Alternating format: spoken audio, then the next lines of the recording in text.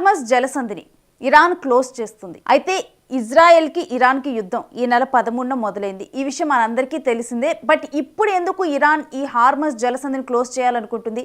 ఎందుకంటే ఇరాన్ మీద అమెరికా దాడులు చేసింది. అణుకేంద్రాలని టార్గెట్గా చేసుకొని దాడులు చేసిన తర్వాత ఇరాన్ ఈ నిర్ణయం వైపుగా ఇప్పుడు అడుగులు వేస్తుంది అని వార్తలు వస్తున్నాయి.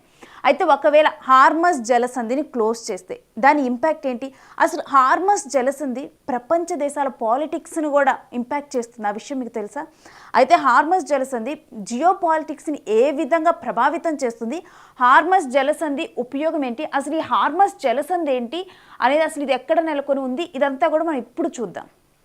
సో మనం చూస్తూ ఉన్నాం కదా, Persian Gulf countries and Gulf of ఒమెన్ను కలుపుతూ ఉండేదే ఈ హార్మస్ జలసంధి. ఈ చిన్న పార్ట్ మనకు కనిపిస్తుంది కదా, ఈ వంపే హార్మస్ జలసంధి. ఇది ఇరాన్ అండ్ ఒమన్కి మధ్యలో ఉంటుంది హార్మస్ జలసంధి. ఒకవేళ కనుక ఇరాన్ ఇది క్లోజ్ చేస్తే, ఈ హార్మస్ జలసంధిని కనుక క్లోజ్ చేస్తే జరిగే ఇంపాక్ట్ ఏంటి? మనందరికీ కూడా తెలుసు, గల్ఫ్ కంట్రీస్లో చమురు నిల్వలు ఎక్కువ. ప్రపంచానికి కావాల్సిన 20 నుంచి 30% వరకు చమురు కూడా ఈ గల్ఫ్ కంట్రీస్ నుంచే వస్తుంది. ఒకవేళ కనుక ఇప్పుడు హార్మస్ జలసంధి క్లోజ్ చేస్తే ఇంపాక్ట్ ఎంత ఉంటుంది? ఎందుకంటే రోజు కూడా ఈ హార్మస్ జలసంధి కరెక్ట్గా కూడా దీని విడ్త్ ఎంత అనుకున్నారు? 35 కిలోమీటర్స్ నుంచి ఒక 90 కిలోమీటర్స్ అంతే దాని విడ్త్. వెడల్పు 35 కిలోమీటర్స్ నుంచి 90 కిలోమీటర్లు దాని వెడల్పు.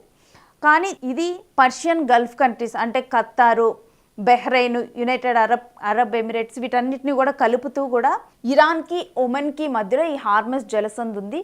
అయితే ఈ హార్మస్ జలసంధి అరేబియా మహాసముద్రానికి కనెక్ట్ చేస్తుంది. రోజు కూడా అరేబియా మహాసముద్రం మీద 2 crore బ్యారెల్ చమురు అనేది కూడా రోజు రవాణా అవుతూ ఉంటుంది. ఈవెన్ సహజ వాయువు ద్రవ రూపంలో కూడా ప్రపంచానికి కావాల్సిన 3వ వంతు కూడా ఈ అరేబియా మహాసముద్రం మీదగానే రోజు రవాణా అవుతూ ఉంటుంది. ఇప్పుడు ఈ హార్మస్ జలసంధి కనుక క్లోజ్ అయితే ఏమేమి కంట్రీస్ ఎఫెక్ట్ అవ్వనున్నాయి? ఇప్పుడు మన హార్మస్ జలసంధి ఏంటి అనేది మనం తెలుసుకున్నాం. అయితే ఏ కంట్రీస్ ఎఫెక్ట్ అవ్వనున్నాయి చూస్తే గనక, ఇక్కడ ఈ అరేబియా మహాసముద్రం అంటే భారత్ ఉంది. అయితే ఇప్పుడు ఇది కనుక క్లోజ్ అయితే పరిస్థితి ఏంటి? పర్షియన్ గల్ఫ్ కంట్రీస్ నుంచి కూడా మనకి చమురు అనేది వస్తూ ఉంటుంది. ఇక్కడ ఉన్న కువైట్, బెహ్రెయిన్, ఖతార్ ఇవన్నీ కూడా ఉన్నాయి. ఇవన్నీ కూడా ఎఫెక్ట్ అవుతాయి. ఎందుకంటే ఈ హార్మస్ జలసంధి క్లోజ్ అవటం వల్ల ఇవి వేరే మార్గం ద్వారా, రోడ్డు మార్గం ద్వారా వెళ్ళి ఈ చమురును అనేది కూడా ఎగుమతి చేయాల్సి వస్తుంది. దానివల్ల ఏమవుతుందంటే కాస్ట్ అనేది పెరుగుతుంది. ఇప్పుడు హార్మస్ జలసంధి చిన్న మార్గం ద్వారా అరేబియా మహాసముద్రానికి కనెక్ట్ అవటం ద్వారా చాలా వరకు కూడా కాస్ట్ అనేది తగ్గుతుంది, ట్రాన్స్పోర్టేషన్ కాస్ట్.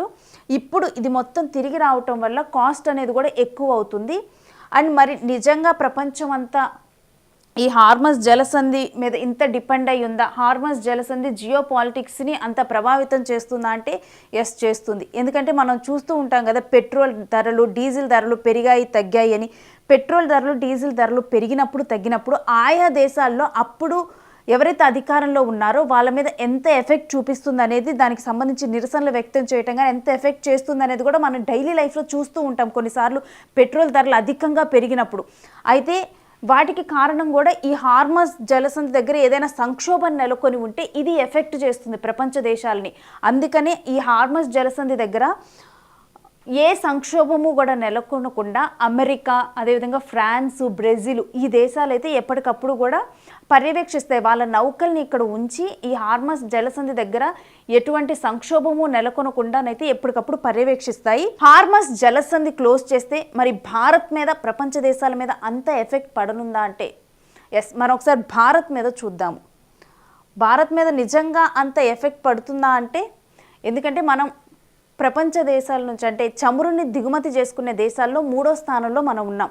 కరెక్ట్గా కూడా 5.5 మిలియన్ బ్యారెల్స్ను కూడా మనం ప్రతిరోజు కూడా దిగుమతి చేసుకుంటూ ఉంటాం. మరి అంత దిగుమతి చేసుకునేటప్పుడు ఈ హార్మస్ జలసంధి మీద ఎంత డిపెండ్ అయి ఉన్నామంటే 2 మిలియన్ బ్యారెల్స్ మాత్రమే మనం డిపెండ్ అయి ఉన్నాం. మిగిలిన $3.5 మిలియన్ కూడా మనకి అమెరికా నుంచి, రష్యా నుంచి, ఈ దేశాల నుంచి మనకు వస్తుంది. సో మనం మొత్తం కూడా ఏమి హార్మస్ జలసంధి మీద అయితే ప్రజెంట్ మనం మొత్తం డిపెండ్ అయి లేము. సో భారత్కి దీనివల్ల ఇప్పుడు పడే ఎఫెక్ట్ అయితే ప్రజెంట్ ఇప్పటికిప్పుడు పడే ఎఫెక్ట్ అయితే ఏమీ లేదు. కాకపోతే ఇన్ ఫ్యూచర్ ఒకవేళ కనుక ఈ సంఘర్షణ ఇలానే కొనసాగితే, ఈ సంఘర్షణ కొన్నాళ్ళ పాటు కొనసాగితే డెఫినెట్గానైతే అప్పుడైతే ఎఫెక్ట్ ఉండనుంది. ఎందుకంటే ముందు చూపుగానే ఆల్రెడీ మనం అమెరికా నుంచి కూడా చమురుని దిగుమతి చేసుకుంటాము. అండ్ మనం ఎక్కువ మనం ఇక్కడ చూస్తున్నాం కదా, ఖత్తార్ నుంచి సహజ వాయువు మనం దిగుమతి చేసుకుంటాము.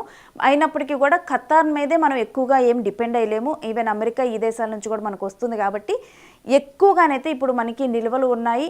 అదేవిధంగా ఇంకొకటి ఏంటంటే ఒపెక్ దేశాలు అంటే దీంట్లో 12 దేశాలు ఉంటాయి. ఒపెక్ దేశాలు, ఇరాన్ కూడా దాంట్లో వన్ ఆఫ్ ద పార్ట్. ఒకవేళ ఇరాన్ నుంచి ఇప్పుడు ఈ హార్మస్ జలసంధి క్లోజ్ అయినప్పటికీ కూడా మిగిలిన దేశాలు ఆ లోటును భర్తీ చేయడానికి ఇప్పుడు ప్రపంచ దేశాలకు కూడా సప్లై చేయగలవు.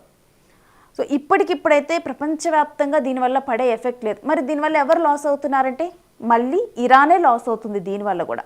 ఎలా అంటారా, ఇప్పుడు ఇరాన్ ఆర్థికంగా దీనివల్ల చాలా నష్టపోయే అవకాశం ఉంది. ఇప్పటికి ఆల్రెడీ కూడా ప్రస్తుతం అక్కడ పరిస్థితి ఏ విధంగా ఉందంటే, అక్కడ ఉన్న ఐలాండ్ దగ్గర అయితే ఇప్పుడు ఇరాన్ చమురు నిల్వలన్నీ కూడా అక్కడే ఆగిపోయి ఉన్నాయి. ఇంకా మిగిలిన దేశాలు అంటారా, ఆల్రెడీ కూడా ఒపెక్ దేశాలు ఆ లోటుకు తగ్గట్లుగా కూడా సర్ప్లస్గా ప్రజెంట్ అయితే కొంత సప్లై చేయగలవు. అండ్ అమెరికా దగ్గర ఆల్రెడీ నిల్వలు ఉన్నాయి.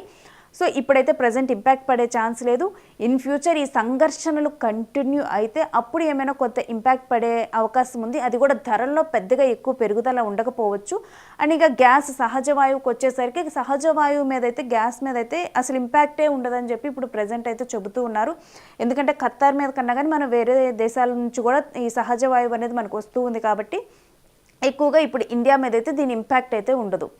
ఎక్కువగా దీనివల్ల నష్టపోతుంది మాత్రం ఇరానే. ఎందుకంటే ఆర్థికంగా ప్రజెంట్ దీనివల్ల ఎక్కువగా కూడా ఇరాన్ నష్టపోనుంది.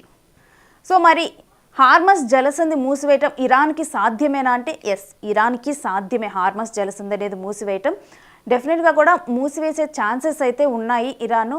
అంటే ఒకవేళ కనుక ఆలోచించుకొని ఆర్థికంగా తనకే నష్టం అని భావిస్తే డెఫినెట్గా వెనక్కి తగ్గుతుంది. బట్ అమెరికా ఇరాన్ మీద దాడి చేసిన తర్వాత ఇప్పుడు ప్రజెంట్ ఇరాన్ అయితే ఈ హార్మస్ జలసంధి మూసివేసే వైపుగానే ఆలోచన చేస్తూ అడుగులు వేస్తుంది అని అయితే వార్తలు వస్తున్నాయి.